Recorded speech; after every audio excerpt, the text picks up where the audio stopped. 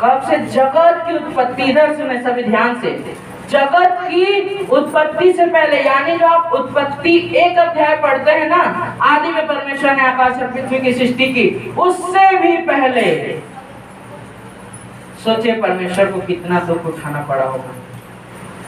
मेरे और आपके लिए परमेश्वर को कितना दुख उठाना पड़ा होगा।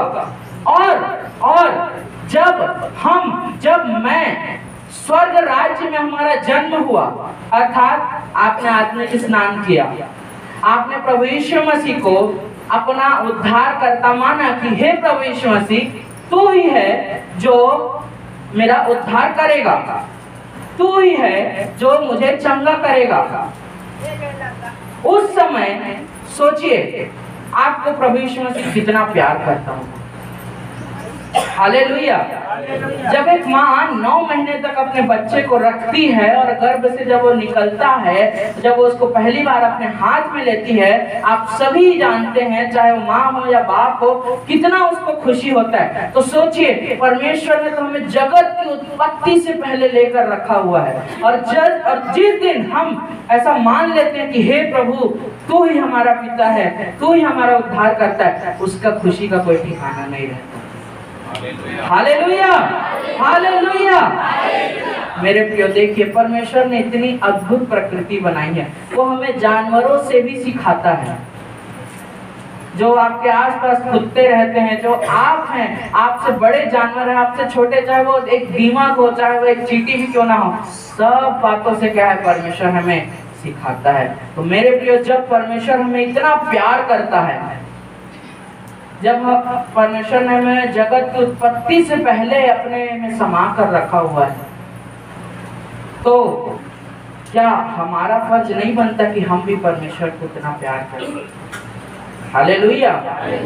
यही पहले बात मैं बता रहा हूँ, क्या वफादारी। हमको अपने स्रोत को जानना है मेरे प्रियो, अपने सोर्स को जानना है।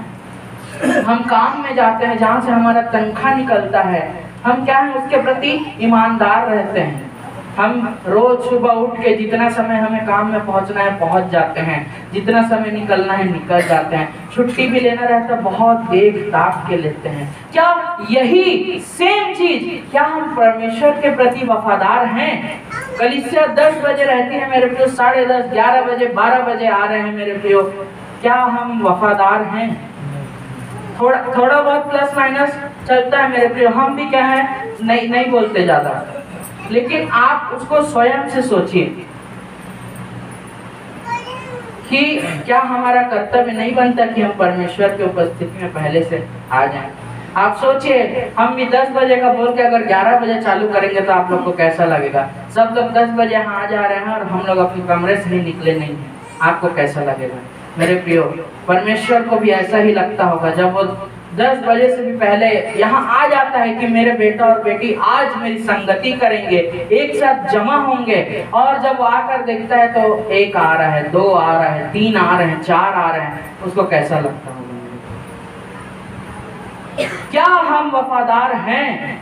इसको हम जांचें। हालेलुया। बस एक और बात बताऊंगा, बातें तो बहुत सारी है मेरे प्रियो, सीखने चले तो बहुत समय लग जाएगा। एक और बात बताऊंगा, लगभग 10 मिनट 15 मिनट, फिर क्या है मैं अपने शब्दों को विराम दूंगा। मात्र आज 2 बातें बताऊंगा।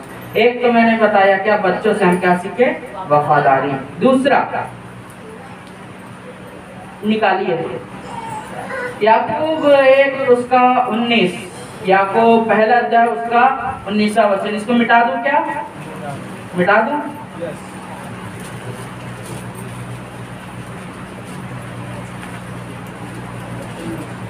मेरे प्रिय प्रभु यीशु मसीह ऐसे ही नहीं कह दिया कि बालकों को मेरे पास आने दो, उन्हें न रोको क्योंकि स्वर्ग का राज्य इन्हीं जैसों का है। वो ऐसी हवा में नहीं बोल दिया मेरे प्रियो कि बच्चे प्रार्थना कराने आ रहे हैं, अरे बच्चे मन के सच्चे आओ, तुम्हारे लिए भी मैं 2 शब्द बोल देता हूँ। ऐसा नहीं है मेरे प्रियो, एक एक कड़ में, एक एक बात में क्या है? गहराई छुपा हुआ है। दूसरा हम सीखते हैं, मैंने क्या वचन बोला था? याकूब 1 का 19 पढ़िए। हे मेरे प्रिय भाइयों, यह बात तुम जान लो, हाँ। हर एक मनुष्य सुनने के लिए तत्पर, हाँ। और बोलने में धीर और क्रोध में धीमा हो। ठीक है, वहाँ पर एक शब्द कहता है, निकालो इसमें जल्दी निकालो, 1:19। देखिए यहाँ पर क्या कहता है, वहाँ पर एक शब्द है, पूरा वचन आपको नहीं बताऊंगा, बस एक चीज, सुनने के लिए क्या हो, तत्पर। सुनने के लिए क्या हो, तत्पर। बच्चों में भी ये बात पाई जाती है, कैसे आपको बताऊंगा। इसको क्या बोल सकते हैं, तत्परता। ठीक, बच्चों में भी बहुत तत्परता पाए जाते हैं, तत्पर होते हैं। इसका मतलब क्या है, किसी भी काम को करने के लिए या किसी भी काम को आप उनको बोल दो, एकदम उत्सुक हो जाते हैं हर एक बात में। ठीक, बच्चों के अंदर पाई जाती है। कैसा, एक बहुत सिंपल उदाहरण है, आप सभी ने अपने बच्चों में या बच्चों में देखा ही होगा, जब बाई चांस पिता जो है ना, बाप जो है वो नहा रहा है, ठीक है, नहा रहा है, बाथरूम में है, फोन की घंटी बजती है, बच्चा जो है कैसे एकदम, पापा पापा फोन आए हैं, फोन आए हैं, है ना। जो पापा क्या है, अपना मस्त क्या है, पापा जो है नहा रहे हैं, पापा को भी पता है कि बाहर रिंग बज रहा है, लेकिन बार बार क्या है, बाथरूम के दरवाजे को खटखटाएगा, पापा पापा जल्दी निकलो, आपका फोन आ रहा है, आपका फोन आ रहा है। जितना चिंता पिता को नहीं है, उससे ज्यादा चिंता बच्चे को रहता है कि अरे फोन कट ना जाए। पिता कुछ काम कर रहे हैं, छत में है ना, बारी में है, कहीं भी है, जैसे ही फोन आता है बच्चा का फोन लेके, पापा ये देखो देखो देखो आपका फोन आया है, फोन आया है। हाला होता है कि नहीं बच्चों में, देखे हैं कि नहीं आप लोग, देखे हैं कि नहीं, बताइए। एकदम मेरे प्रियो में एकदम सिंपल बातों को बता रहा हूँ, बहुत साधारण बात है। किसी भी बात में बच्चे क्या एकदम तत्पर होते, कुछ भी कर रहे हो, अपना खिलौने से खेल रहे हो, एक आवाज माता लगाती है या पिता जो है लगाता है कि अरे फलाना, अरे बेटे, तुरंत है कान खड़े हो जाते हैं और एकदम दौड़ के आ जाता है, जी पिताजी, जी माता जी। ऐसा होता है ना, बड़े बच्चों में नहीं होता मेरे प्रियो। अब फोन आ रहा है तो आने दो, कौन सा जल्दी है, इमरजेंसी क्या होगा, कोई इमरजेंसी नहीं होगा, पापा का फोन है, मैं क्या करूं, ये होता है ना। आप ये मत समझिए कि बच्चों का मूर्खता है, नहीं नहीं नहीं नहीं, ये मेरे प्रिय बच्चों की कोई मूर्खता नहीं है, ये स्वभाव है जो परमेश्वर ने डाला है। ये कोई बच्चों का मूर्खता नहीं है कि वो बात बात पे एकदम खुश हो जाते हैं, बात बात पे एकदम उत्साहित हो जाते हैं कि अरे जल्दी से फोन दे देता हूँ दौड़ के जाके। नहीं मेरे प्रियो, परमेश्वर ने उनके अंदर क्या है, ये बात को डाला है। अब आप ही सोचे ना, आपका बच्चा एकदम बचपन से एकदम शिथिल हो जाएगा, फोन आ रहा है, आने तो